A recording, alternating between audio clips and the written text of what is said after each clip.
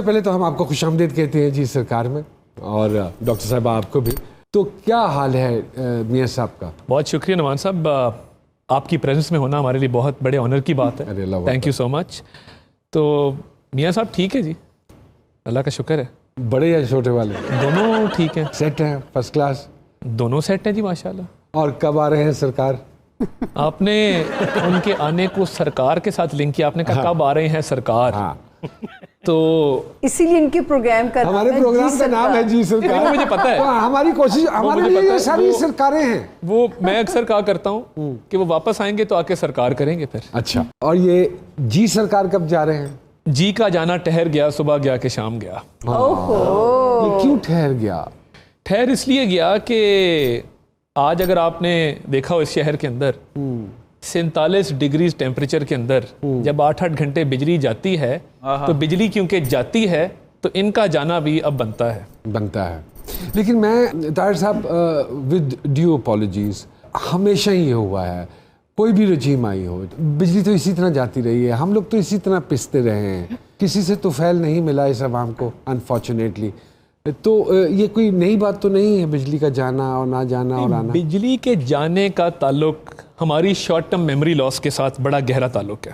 اور وہ کیوں ہے؟ دیکھیے 2013 میں ہم آئے، 10-10 12-12 کئی جگہ 20-20 گھنٹے لوڈ شیڈنگ تھی. ہم نے دن رات ایک کیے، ہم نے ہر طرح کی بجلی لگائی. ہم پچھلے 3 سال آپ کی سکھی گزروا گئے، 1 منٹ کے لیے بھی لوڈ شیڈنگ نہیں ہوتی تھی. لیکن یہ جو حکومت کہتی ہے کہ جی انہوں نے جو پلانٹ لگائے وہ دنیا کے سب سے مہنگے ترین پلانٹس تھے، تو اس کا کیا جواب دیں گے؟ اس کا جواب یہ ہے کہ ہمارے دور میں 8 سے 10 روپے فی یونٹ بجلی تھی، آج 38 روپے. ہم تو نہیں کر کے گئے، ہم تو سستی بجلی کر کے گئے تھے. اور دیکھیے بات یہ ہے کہ تبدیلی جو ہوتی ہے نا بڑی مشکل ہوتی ہے.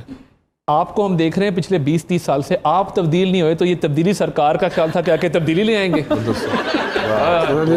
سرکار نے سارا مدعا میرے تک پا لیا. کسی نے کہا تھا سر آپ کو اتنا اسمارٹ رہنے کے لیے. سر میں اس جملے سے نہیں اگری کرتا. بڑی انوسنٹ عوام ہے اس ملک کی، بن چکی، ہم تو بیوقوف بننے کے لیے تیار ہیں. تیار نہیں، بن چکے ہیں. 47 سے لے کے اب تک بنتی آئی ہے، اور مجھے جو لگتا ہے کہ آگے 47 سال مزید بنتی رہے گی. بڑا فرق پڑ گیا. اچھا، بہت فرق پڑ گیا. میں بتاؤں آپ لوگوں نے، اور یہ خراج تحسین ہے آپ لوگوں کو کہ آپ لوگ ایک لائٹ سے موڈ میں اتنی اویئرنیس کریٹ کرتے ہیں. دیکھیں معاشرے کے اندر بہت فرق آیا ہے، اویئرنیس آئی ہے. اب وہ جو ایک کانسیپٹ تھا نا پرانے وقتوں میں، تو کس کو کریڈٹ دیں گے اس اویئرنیس؟ میرا خیال ہے یہ اس میں سب سے بڑا کریڈٹ آزاد میڈیا کا ہے، سوشل میڈیا کا ہے، کہ لوگوں کے اندر ٹائم کے ساتھ ساتھ اتنی اویئرنیس آ گئی ہے کہ اب لوگ انفارم ڈیسیجن میکنگ کرتے ہیں. اب وہ زمانہ نہیں رہا. بڑا کریڈٹ ہمارا بھی، ووٹ کو عزت دو کا نعرہ تو ہم نہیں لگایا نا.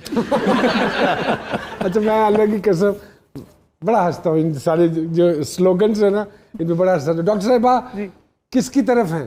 مریض کی طرف. یہ بات بالکل انہوں نے صحیح کی ہے، ہم تو مریض کی طرف ہیں. لیکن اچھا یہ کیا ہے کہ پروفیشن تو ڈاکٹری ہے، پڑھی ڈاکٹری ہے، اتنی محنت کی، 5 سال MBBS کیا، and then you just jumped into singing. It's something that I think it's unusual. بالکل unusual سا ایک combination ہے، لیکن میں نے چھوڑی نہیں ہے میڈیسن. میں ابھی بھی practicing pediatrician ہوں. اچھا، اوکے. اور I'm working in a بچوں کے لیے؟ جی بچوں کے لیے. اور اس کے علاوہ انڈسٹری میں تو آلموسٹ مجھے 12 years ہو گئے. تو بیچ میں I was a little out of touch because COVID situation was really bad. Okay. تو COVID کی وجہ سے I was working in a hospital 24/7. تو وہاں پہ ہم بس مریض دیکھ رہے تھے اور گانے گا رہے تھے. اچھا، میں آپ کو ایک مزے کی بات بتاؤں، آپ کی آواز تھوڑی سی ایک ڈفرنٹ آواز ہے. آپ کہہ سکتے ہیں mainly. I have been getting this compliment very much.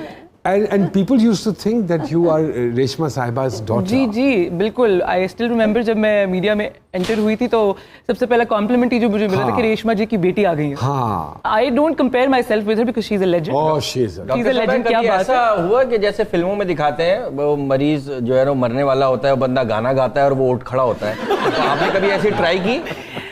ایسا تو اگر مریض کے ساتھ مرتے ہوئے مریض کے سامنے گانے لگ جائیں گے تو وہ میرے سر پہ कोई मरते मरते मरते मरते वो फिर मुझे गाना सुना जाएंगे, कोई दाद दे गया। लेकिन ऐसा जरूर हुआ है कि हमारा जब वार्ड राउंड्स होते हैं, जब बच्चों का मुआयना करते हैं, लेकिन सर को पहचानते हैं तो फिर कभी कभार कुछ गुनगुनाने को कह देते हैं। डॉक्टर ये क्यों पूछते हैं मरीज से सुबह को क्या खाया, दोपहर को क्या खाया, रात को क्या खाया? इससे क्या मरीज की माली हालत का पता लग जाता है? मेरे आई थिंक सो, वो माली हालत का पता चलता है, उसके लिहाज से फिर हम प्रिस्क्रिप्शन देते हैं।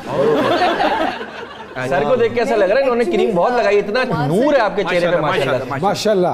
आपको नून लीग में नहीं, नूर लीग में जाना है। सर पीडीएम पे भी थोड़ी सी बात करें, क्यों बच्चों के साथ लड़ते हैं बुजुर्ग हमारे? लड़ाई जो होती है ना सियासत में, ये सियासत का हिस्सा है, मगर सियासत में एक बात है कि दरवाजे और खिड़कियां हमेशा खुले होते हैं, खुले और दिल को भी खुला रखना चाहिए। आप समझते हैं आगे चल के कोई पैचअप होगा? और मैं अक्सर कहता हूँ कि जरदारी साहब जो है ना, बड़े एक दूर अंदेज सियासतदान है। उन्होंने देखा है कि पीटीआई बाई इलेक्शन भी हार रही है, आहिस्ता आहिस्ता साइडलाइन भी हो रही है, बिजली भी जा रही है, महंगाई भी है, तो मैं अगला कंपटीशन अपना देखूं कि आने वाले वक्तों में मेरा नून से मुकाबला होगा, तो अभी से वैर शुरू कर दूं। सर मेरा ख्याल है पॉजिटिव सोचना चाहिए। बिजली जा नहीं रही, कभी कभी आ रही। लो जी, तारिर साहब के साथ और डॉक्टर साहिबा के साथ बातों का सिलसिला जारी है। एक छोटी सी ब्रेक लेंगे जी सरकार में, और दोबारा आपकी खिदमत में हाजिर होते हैं।